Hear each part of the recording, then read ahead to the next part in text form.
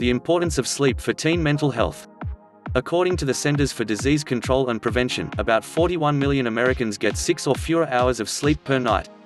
For teens, it's even worse. For most adolescents, 9 hours of sleep is ideal. Unfortunately, very few are actually managing that. In fact, surveys show that less than 9% of teens get enough sleep. And the amount of rest they get decreases as they progress through high school. In fact, Cornell University psychologist James B. Mars, PhD, a leading sleep expert, goes so far as to call American teenagers walking zombies because they live on so little sleep. What's preventing teens from getting the rest they need? An array of factors, including technology use, caffeine intake, heavy homework loads, extracurricular activities and schools with early start times. Plus, adolescents experience a shift in their internal biological clocks post-puberty. Their circadian rhythms naturally keep them up later at night. The sleep mental health link. Research has found a clear link between sleep deprivation and teenage depression and anxiety. In a study of nearly 28,000 high school students, scientists found that each hour of lost sleep was associated with a 38% increase in the risk of feeling sad or hopeless, and a 58% increase in suicide attempts. Another study found that high school seniors were 3 times more likely to have strong depression symptoms if they had excessive daytime sleepiness. Furthermore, lack of sleep can wreak havoc with adolescents' already turbulent emotions. In studies conducted at the University of Arkansas, people who lost a night of sleep responded with more emotion to stressor presented in the lab, leading researchers to conclude that sleep deprivation has a negative impact on the functioning of the emotional regulation circuit of the brain. That means that a teenager who gets less shut-eye will be more likely to have extreme emotional responses to daily events. These findings are especially troubling because teens are already at risk for poor emotional self-regulation. In adolescence, the prefrontal cortex, the portion of the brain that controls self-regulation, is underdeveloped. Lack of sleep adds fuel to the fire. The impact of sleep deprivation on substance abuse risk.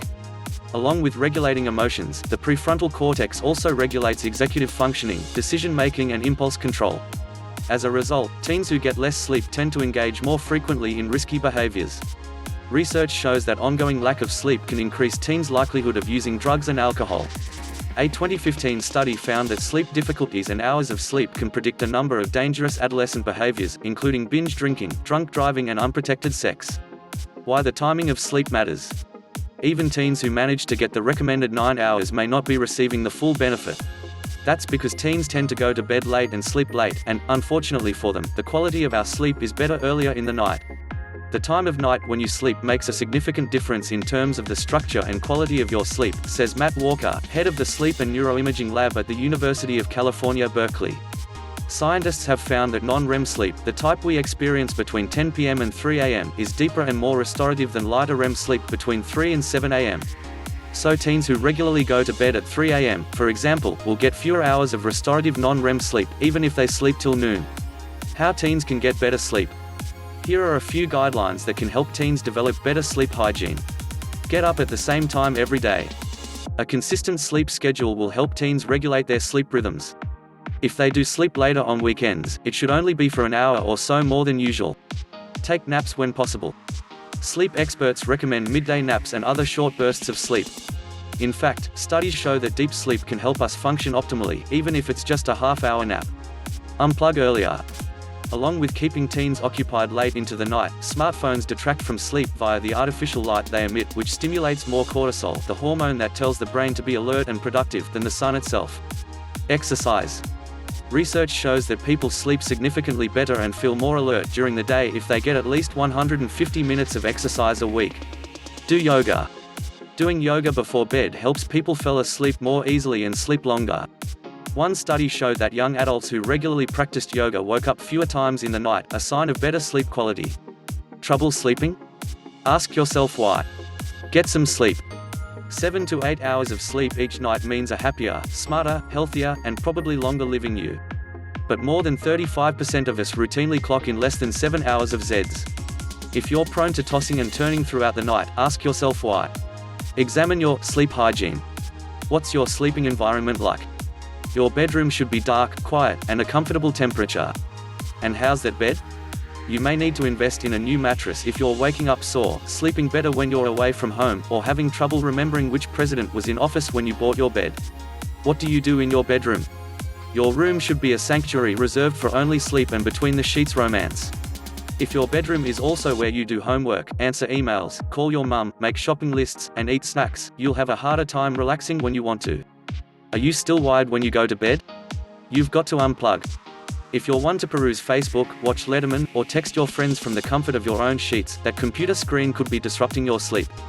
Try to ditch your electronics an hour before bedtime. Pick up an old-fashioned magazine instead. Do you have a sleep routine? Or do you sometimes fall asleep in front of the TV at 9 p.m., but other times stay up working until midnight, and still other times crawl to bed at 2 a.m.? Talk about mixed signals. Choose a bedtime that's about 8 hours before you want to wake up, and stick to it each night. When do you exercise? One of the roughly million benefits of regular exercise is that it can deepen your sleep. But if you're one to hit the treadmill while watching Jimmy Kimmel, rethink your routine. Vigorous exercise within 2 hours of bedtime can make it tough to fall asleep. When do you consume caffeine and alcohol? That after-dinner coffee or happy hour bender may be wreaking havoc on your sleep routine. Shoot to avoid both caffeine and alcohol 4 to 6 hours before bedtime. And yes, a few beers may send some of us right to sleep, but later, the drop in blood alcohol levels often wakes us up. Are you a napper? There's nothing wrong with a little midday siesta. But if you fall asleep during the young and the restless and then snooze through the bold and the beautiful, you may have an issue. Skipping or shortening your naps will likely help you sleep at night. Do you eat before bed? Well, don't. Not only are nighttime fridge raids rough for metabolism, but they can disrupt your sleep. Spicy foods are known to wake snoozers with a bout of heartburn. If you must indulge in a pre-bed bite, opt for snacks in lieu of heavy meals. You're getting sleepy, very sleepy. If these tips are working, we wish you pleasant dreams. Sleep hygiene tips come from the National Sleep Foundation, the University of Maryland Medical Center, and Matthew Mingrone, an otolaryngologist and lead physician for AOS Sleep California Centers. Thank you for watching. Please hit the like button and subscribe for more latest videos.